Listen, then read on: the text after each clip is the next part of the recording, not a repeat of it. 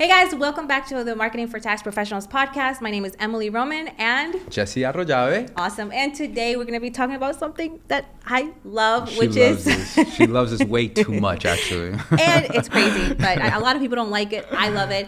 And it is cold outreach. So cold outreach is a taboo term in the marketing online situation space.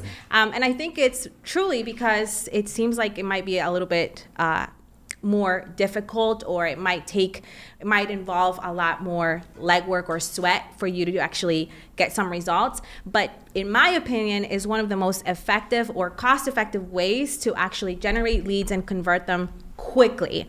So, Jesse, let's talk about cold outreach. Let's start with how do you see cold outreach in the tax pro industry? Like, what does that look like? Okay, so just to define cold outreach a little bit. So cold outreach being, let's say, cold calling, right? So like unsolicited phone calls, right? Don't say that. Offering your services. Similar to like emails, right? Yeah. Cold emails, unsolicited. Don't say that. But the goal is to make sure that we can go top of funnel, right? Start to share a little bit about the things that we're offering, the content that we're trying to produce, and kind of start to funnel them in a little bit. Okay, so let's remove unsolicited as a word in our episode, okay? No, I'm joking. So this episode, though, like, I just want to do a preface or a disclaimer here. This episode is for business owners or clients that are like B2B. Like, if you're B2B, this is for you. If you do businesses, if you do taxes for businesses, if you do bookkeeping, as long as it's businesses, this episode is for you.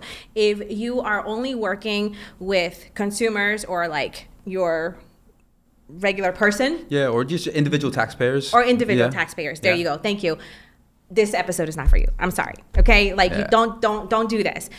So it's like kind of like a gray area. But everything that we're going to be disclosing here, or that I'm going to be disclosing, is completely legal. Okay, but it is again a taboo because I believe the reason why is because the marketing world wants to promise you like a silver pill, or like one thing is going to basically resolve or make your business blow up. Like, oh, grow your Instagram to 10,000 followers and tomorrow you'll be a 7-figure business owner. And that's not true. Yeah. Okay. So really what you should be looking into is having a solid marketing mix. And it's a combination of marketing techniques or strategies that are going to generate leads and clients for your business. And I know for a fact that cold outreach is going to really, it's basically like going straight to the person that needs your service versus like running ads where you're having to cast a wide net,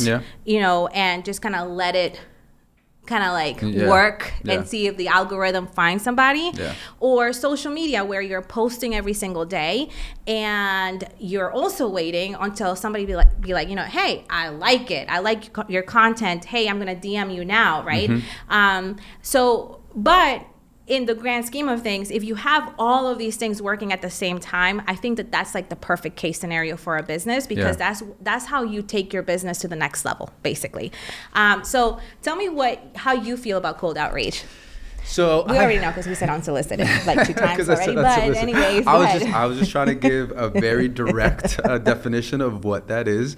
But I do like it. I do like it quite a bit, especially when tax professionals they create the cold outreach with the audience in mind. So if you're just sending out a mass email with nothing of value, or you're not speaking directly to somebody, then that's not going to work. Yeah. And to your point about this being more for businesses, and again, I'm going to go ahead and reiterate and drill this point down, right? That's specific to a niche, right? Businesses, these are all verticals, right? And so if you are, let's say, and we spoke about this off camera about, purchasing lists, right? Within the tax space, right? Yeah. So if there's, contractors or, dentists or real estate brokers or whatever it is, if you do have a list like that and then you craft, an email sequence that speaks to those pain points, I'm cool with that. Yeah. Because you're speaking to the pain points that what you're trying to solve. Yeah. I'm good with that. If it's like just for everyone, then that's just spammy, and we're not trying to be spammy. Yeah, no, for sure. So yes, guys, you can purchase business lists. Okay, so if your niche is dentist, you can Google a list of dentists in your area and purchase that list. Now, in the previous episode, we talked about the cost per lead for Facebook ads, right? Yeah. So you could find that you purchase a lead list of 1,000 dentists, and that might cost you significantly way less than what you would pay for Facebook ads, right? Maybe. Yeah. Who knows? I don't know. Try it, right? So then what you'll do is, now, I'm not going to go into in-depth like technical here, but what you're going to do is grab that list after you purchase it, and then you're going to create some cold email outreach marketing campaigns, right? So you might not want to do a sequence like you regularly would, like an email newsletter and things like that. You might want to introduce yourself. Say, hey, my name is Emily, and I am a tax pro in the Georgia area or something like that. And I work solely with dentists, right? Because you know that the 1,000 people that you just, like the lead list that you bought are dentists. So you can actually speak to them about what they do and say, hey, I know that you're a dentist, and I know that these are the 3 things that you're currently experiencing today regarding your taxes in your business. And I can help you with that. I would love to hop on a call tomorrow or this week and talk about your tax challenges, and I can give you a free consultation. Right? Like that kind of conversation in the email makes you stand out, because number one, you know that you're talking to a dentist, like, they feel like, oh my gosh, like not only does she knows my email address, she knows I'm a dentist, and she also knows all the pain points that I'm currently going through in that particular month, right? So it's February right now. So what are they going through right now in February regarding taxes that you could actually pinpoint on that first email? And I find that most book calls actually happen on that first email if you're a really good copywriter, right? So like if you have that framework that I just gave, trust me. And she's really good with copy, either short form, and those are things you're going to experiment with on the cold outreach. Short form email, and then maybe longer form, and then always make sure that first line, that hook, really gets you within the subject and even in the first line. So it could be case like studies, or like if you say like, I just recently helped a dentist like you save $50,000 on their whatever, right? Like that really sticks out. So for sure, case studies, if you have a big win like that and you're able to integrate it into your copy, you are going to be seeing some people wanting to book calls. Double down on that as much as you can, because that's what's really going to amplify your growth. A lot of people are going to see, wow, she was able to get that much from that. So I want to learn from something like that. So another aspect of cold outreach, so that's email marketing, right? Cold emails, that's cold email. Now, there are other aspects of cold outreach that you can integrate into your business. And we talked about this offline, which is creating your own sales team, right? Like now we're talking like a business owner. Now there's different ways you can do this. If you don't have a budget to actually pay a salesperson, you can do internships. You can contact your college, like your community college or a college in your area, and be like, hey, do you guys have an internship program?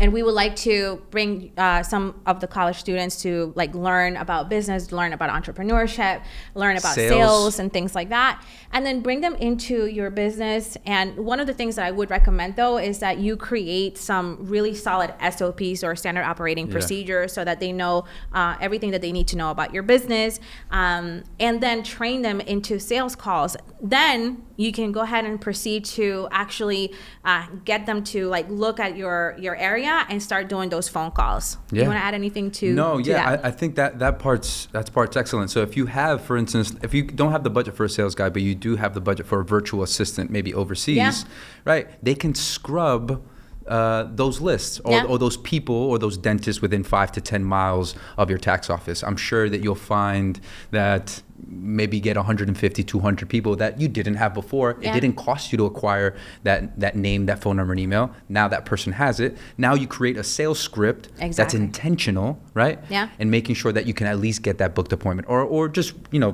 dangle the carrot in front of them for them to bite on it. Yeah. What other cold outreach methods can you think about right now in terms of like for tax pros? Like, you know, we have email marketing, text messaging. I wouldn't recommend because it's kind of hard. Like even to market via SMS now, like, you know, through people that opt in, it's tedious work to get approved to do that. So I don't recommend that. But what other ways that you could do cold outreach? Yeah. So to that point, for SMS, they're really cranking down on like spammy messages. Yeah. So we do have to be careful about that. But one that we found to be pretty effective, and a couple of our tax professionals that were on board, they did it last year, were door hangers. Oh. Door hangers, bro, that's awesome. Door hangers, awesome. door hangers, or like direct postcards or postcards or something like that, right? Yeah. You send them all to people in your market, or if you put the door hangers within 5 to 10 miles of your tax with a really nice offer. And I think that's.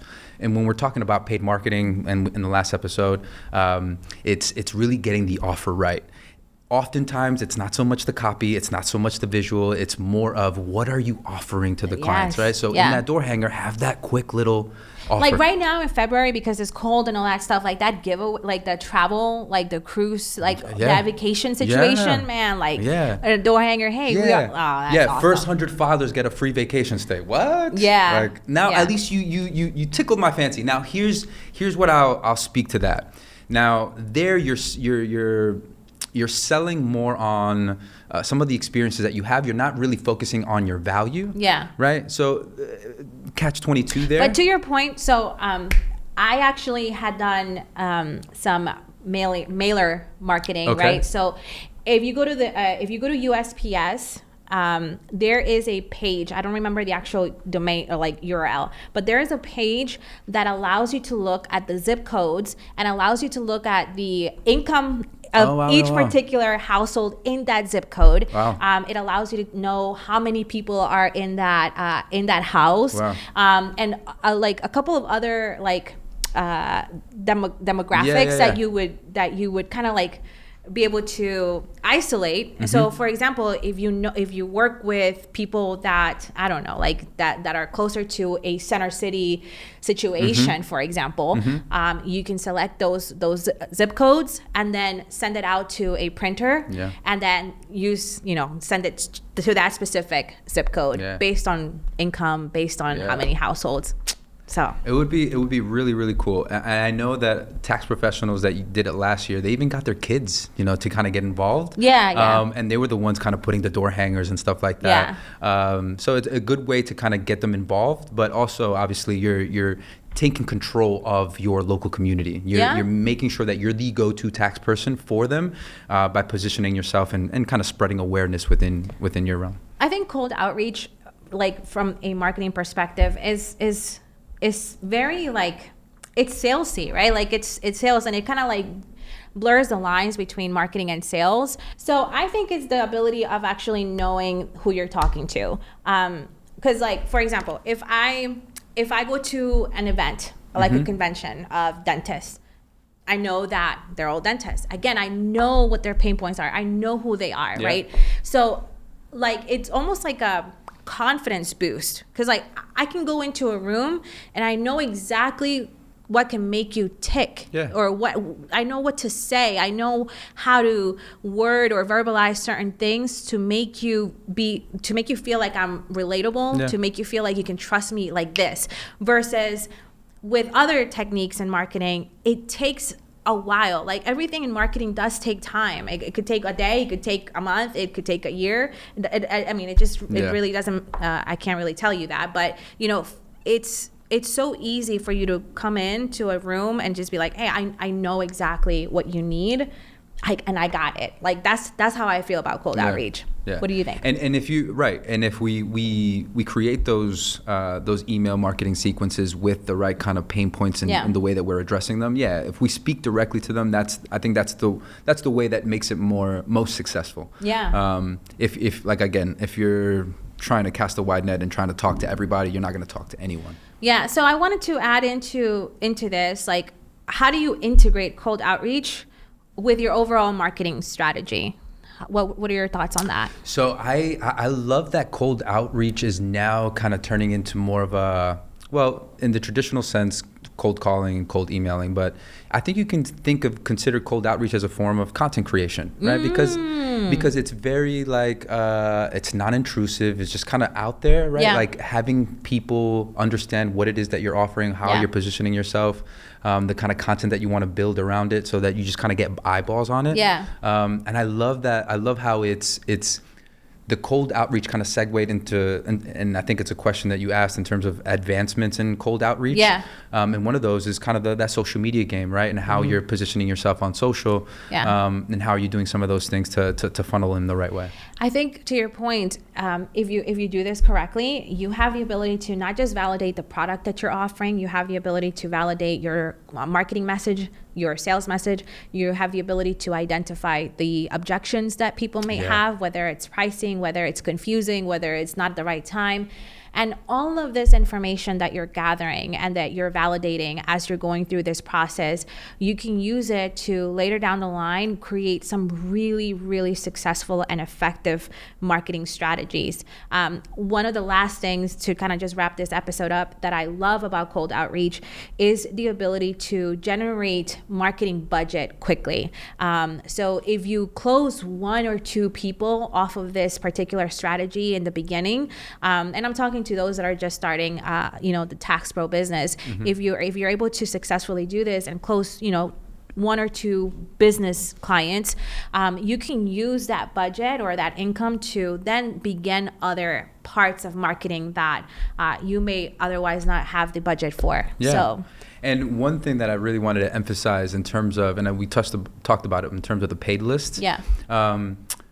Tax professionals also have non-returning customers, right? These kind of lists. So customers that came in, let's say, 2020, 2021, 2022, but didn't do their taxes with you last year, that's a list of people that you have, right? Yeah. So let's work that list as well. Let's see if we can get them to come back. So I think the more that we focus in on, to your point, cold outreach, right? Here's what we're generating from cold outreach. Here's what we're generating from paid ads. Here's what we're generating from some of the content side and social media and stuff like that. So the more that you attack your business, or a tax professional attacks their business in this way, they'll be so much more successful and not just, rely on this avenue, right? Because if something happens there, don't put all your eggs in one basket. No, and I think that this is such a cool thing to start integrating into our podcast, because we'll be exploring a lot of different strategies in marketing that you may not even have heard of or not considered. But it's important that you know about these things because, Facebook, you don't own Facebook, right? Facebook can go away. Yep. I don't think so, but it could. None of these things are guaranteed. So it's good to kind of have a good, diversification of your marketing techniques. I completely agree. I think that's one of the things that tax pros may lack, just because it may be finite resources. But the more you think about your business in a way where you're spending budgets on paid marketing, you're dedicating resources to cold outreach and doing some of those things, I think it'll be really effective. And use the right kind of people like VAs and stuff to scrub lists and find these people. Like find a way You're good at Fiverr. Oh, yeah. We need to talk about Fiverr in another episode. Fiverr. Yeah. Fiverr is good. Fiverr, you're going to have to weed through a lot of nonsense, but you can find some really good talents, really good talents that are very affordable cost. Yeah. But again, it's not just about putting content to put out content. Be purposeful, be intentful. And I think that in Fiverr and Upwork and all of these other platforms, there are people that are specialized in creating cold email outreach strategies, cold email outreach copy for emails and things like that. So those are some of the resources that you can tap into as well. Yeah. How do you wrap it up? We wrap it up by saying cold outreach is unsolicited communication. I'll give you guys a gift. I'm gonna in the descriptions below and in the box or wherever, you can actually download my proven first email framework. This is the first email that you would basically send to anybody. I'll gift you guys that.